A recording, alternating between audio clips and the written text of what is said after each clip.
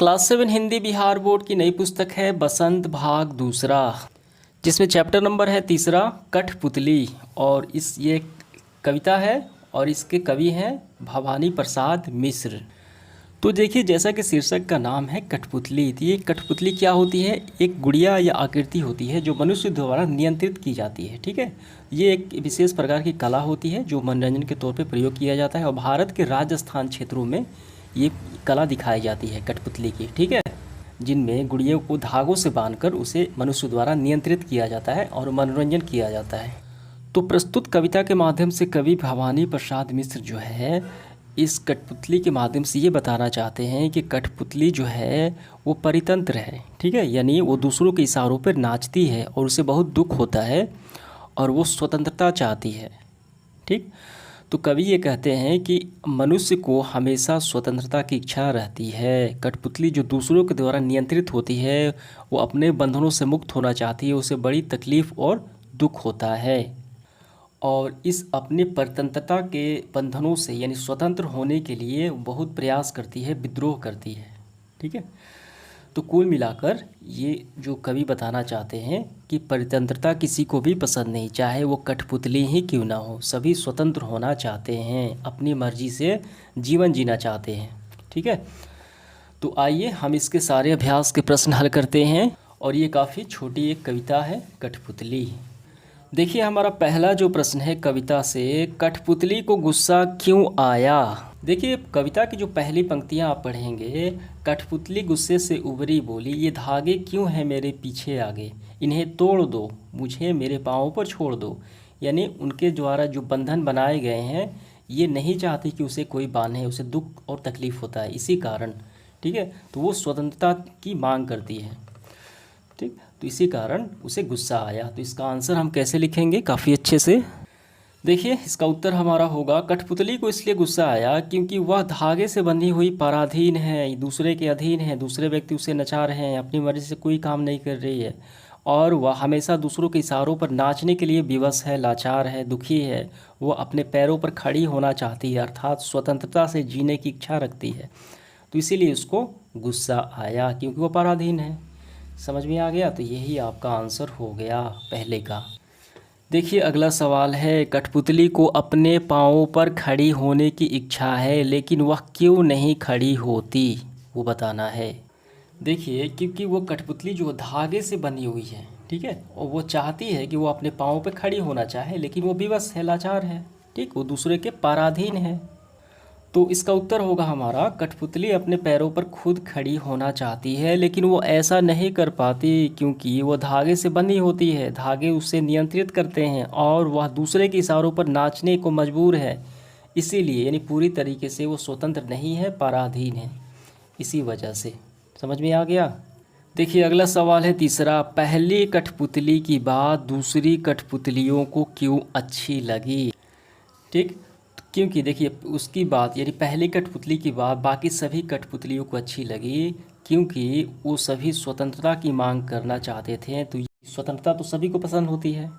ठीक, तो पहली कठपुतली अपनी लाचारी, व्यवस्था और स्वतंत्रता, पराधीनता को बयां करती है और स्वतंत्रता की मांग करती है। तो इसके सपोर्ट पे सभी कठपुतलियाँ राजी हो जाती हैं, यानी ये बात उनको अच्छी लगी, यानी स्वतंत्रता सबको पसंद है। तो इसका आंसर हम कैसे करेंगे? तो इसका उत्तर हम करेंगे, जब पहली कठपुतली ने स्वतंत्र होने के लिए विद्रोह किया तो दूसरी कठपुतली को यह बात बहुत अच्छी लगी एवं प्रेरक लगी क्योंकि बंधन में रहना कोई पसंद नहीं करता। वे अपनी इच्छा अनुसार जीना चाहती थी। वे गुलामी के बंधनों में दुखी और थक चुकी थी और आज़ादी चाहती थी, इसीलिए सभी को बात अच्छी लगी। समझ में आ गया? देखिए, अगला सवाल तीसरा क्या है, पहली कठपुतली ने, ध्यान से आपको ये सवाल पहले समझना है। पहली कठपुतली ने स्वयं से कहा, ये धागे क्यों हैं मेरे पीछे आगे, इन्हें तोड़ दो, मुझे अपने पैरों पे छोड़ दो। ठीक, यानी स्वतंत्र कर दो। तो फिर वह चिंतित क्यों हुई, ये कैसी इच्छा मेरे मन में जगी। नीचे दिए गए वाक्यों की सहायता से अपने विचार हमें करने, यानी इसका आंसर करना है और ये सारे आपके उत्तर में ये विचार शामिल होने चाहिए। ठीक है, इसी के आधार पर हमें इसका उत्तर लिखना है। उसे दूसरी कठपुतली को जिम्मेदारी महसूस होने लगी। ठीक है, ये भी उसमें बताना है। उसे शीघ्र स्वतंत्र होने की चिंता होने लगी। तो कुल मिलाकर देखा जाए तो ये सारे पॉइंट हमें शामिल करना है। तो देखिए, हम इसका उत्तर ऐसे करेंगे, पहले कठपुतली ने इन बंधनों से आज़ाद होकर अपने पैरों पर खड़ा होना चाहती थी, लेकिन जब उसे दूसरी कठपुतलियों की जिम्मेवारी भी आती है तो उसे इस बात का डर लगने लगता है। देखिए जिम्मेवारी का यहाँ पे जिक्र किया गया है, तो यहाँ पे मैंने इसको डाल रखा है विचार में। इस बात का डर सताने लगता है कि उनका उठाया गया कदम बाकी दूसरी कठपुतलियों को भी मुसीबत में ना ढकेल दे। ठीक, यानी चिंता की व्यक्त हो गई, यहाँ पे चिंता भी व्यक्त हो गई दूसरे के लिए। वह स्वतंत्रता पाने के लिए उसे हमेशा बनाए रखने के उपाय सोचने लगती और यह सोचकर भयभीत हो जाती कि उसे अभी उसकी उम्र कम है। ठीक है, देखिए ये भी बात इसमें शामिल हो गई, डर गई क्योंकि अभी उसकी उम्र कम है। ठीक, और ऐसे में क्या वो सारी कठपुतलियों को जिम्मेवारी ले पाएगी? तो ये हमने सभी पॉइंट को शामिल कर दिया और ये विचार अपना व्यक्त कर दिया, तो यही आपका आंसर हो जाएगा। अच्छे से समझ में आ गया। देखिए अगला सवाल है कविता से आगे। बहुत दिन हुए हमने अपने मन के छंद छुए। ठीक, बहुत दिन हुए हमने अपने मन के छंद छुए, यानी बहुत दिन हो गए अपने मन से कोई कार्य किए हुए, अपने मन का किए हुए, अपने मन के सुकून के लिए, खुशी के लिए। तो इस पंक्ति का अर्थ और क्या हो सकता है? अगले पृष्ठ पे दिए हुए वाक्य सोचिए। देखिए ऑप्शन हम देखते हैं क्या है, फिर से देख लीजिए। बहुत दिन हुए हमें अपने मन के छंद छुए हुए, तो इसका होगा सीधे तौर पे डी। ठीक है, बहुत दिन हो गए मन का दुख दूर नहीं हुआ और न ही मन में खुशी आई। ठीक है, देखिए ऑप्शन नंबर ए भी सही हो सकता है। बहुत दिन हो गए मन में कोई उमंग नहीं आई, उमंग नहीं आई सही बात है, लेकिन यहाँ पे दुख दूर होने की बात नहीं की गई है। तो सबसे अच्छा ऑप्शन आपका ऑप्शन नंबर डी के साथ आपको जाना है, क्योंकि बहुत दिन हो गए मन का दुख दूर नहीं हुआ। ठीक है, क्योंकि वो बंधनों में थी और न ही मन में खुशी भी आई। ठीक, जब बंधन टूटेंगे मन का दुख दूर होगा और मन की खुशी भी आ जाएगी।